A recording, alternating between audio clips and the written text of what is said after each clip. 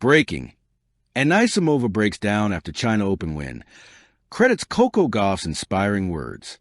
The crowd in Beijing had gone silent.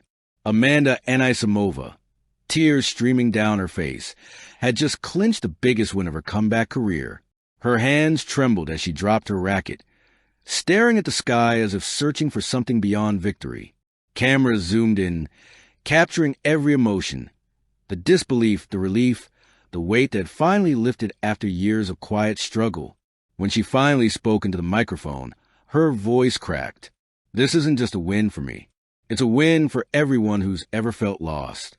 And Coco, if you're watching, thank you. Your words saved me. The stadium gasped. Coco Gauff? No one had expected that name to surface. What followed would become one of the most emotional sports stories of the year, a tale of friendship, healing, and redemption on tennis's grandest stage, the fall before the rise. Amanda Anisimova had once been America's next big thing, the teenage prodigy who reached the French Open semifinals at 17, fearless and brilliant. But then came the shadows, a string of injuries, burnout, and the devastating loss of her father and coach. By 2023, she'd taken a break from tennis entirely. Her world, once so bright, had dimmed. I didn't quit, she once told an interviewer softly. I just needed to breathe. When she returned to the tour in 2025, many doubted she could ever reclaim her magic. The world had moved on. Gauff, Swiatek, Ila, Zheng, a new generation had risen. But Amanda's return wasn't about glory. It was about closure.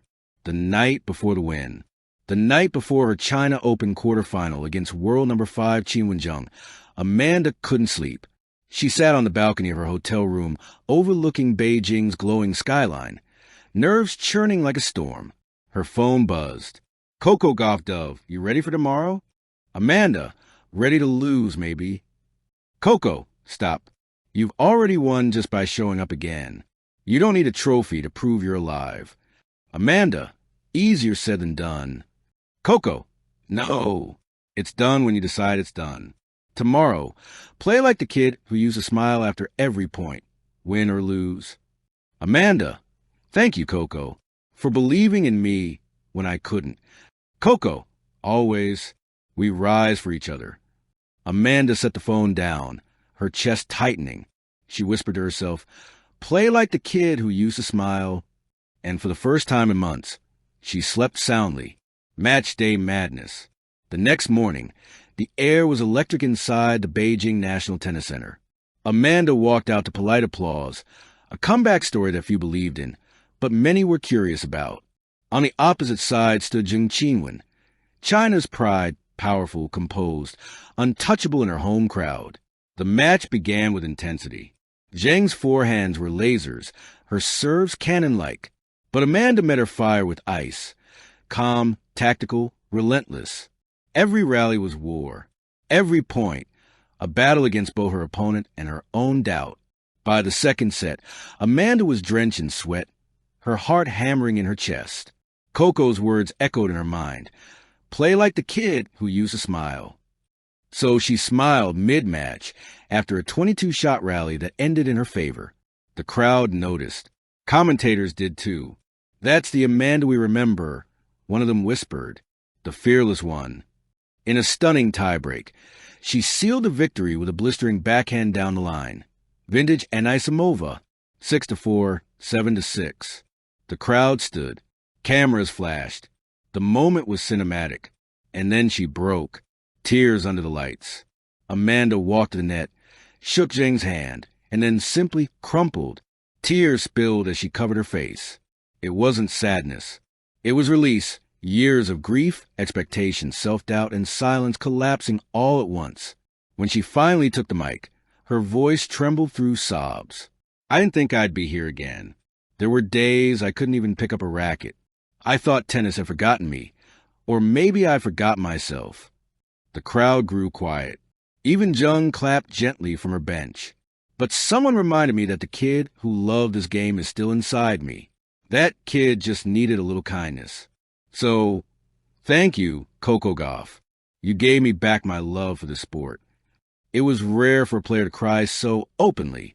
Rarer still to name another athlete mid-interview. But Amanda didn't care. The truth demanded to be said. The clip would travel across the world within hours. The message that melted the internet. In Florida, Coco Gauff was watching the match live with her family. When Amanda said her name, Coco froze, hand over her mouth. Her mom whispered, "She's talking about you, baby." Tears filled Coco's eyes. No way. Minutes later, Coco posted on X, formerly Twitter, "At Coco Gauff, Amanda, I'm so proud of you. You didn't just win a match. You won yourself back. Keep shining, sis. The world missed your fire. Fire red heart." The tweet went viral instantly. Tennis fans, celebrities, and even Serena Williams joined in. At Serena Williams, "This is what sisterhood in sport looks like. Love it." At Billie Jenkins, Amanda's courage reminds us all the court is only part of the journey. Hashtag Gauff Effect trended worldwide. For one beautiful day, tennis wasn't about rankings or trophies. It was about healing, flashbacks and shadows. After the press conference, Amanda sat in the locker room alone, towel over her head. Her heart still raced, her body trembling from the adrenaline crash. A wave of memories hit her. Her father's laughter, her mother's comforting voice, her first junior title, her first heartbreak, the ripple effect. The emotional story sparked a global conversation about athlete mental health. The WTA announced a new initiative, the Balance Project, a mentorship program pairing veteran players with young talents struggling with pressure. Its first two ambassadors, Coco Gauff and Amanda Anisimova. Sports psychologists praise her openness. Fans flooded both players' social media with thank you messages.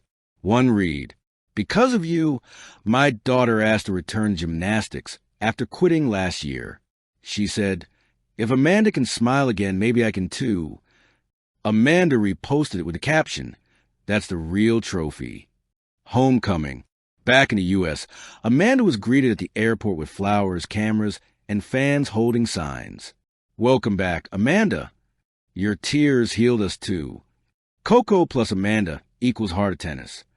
In a joint interview, a reporter asked them, "Do you think tennis has changed after this?" Coco answered first, "Maybe not tennis, but maybe the way we see each other." Amanda added softly, "Because at the end of the day, it's not just forehands and serves. It's people's stories and second chances." Epilogue, the kid who smiled. Months later, Amanda was back in Florida, training with her usual spark. The sun burned gold over the courts. Between drills, she caught herself laughing, really laughing, after missing a forehand. Her coach smiled. "What's funny?" Amanda shrugged, grinning.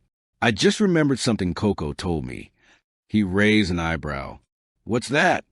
She spun her racket, eyes gleaming. "Play like the kid who used to smile."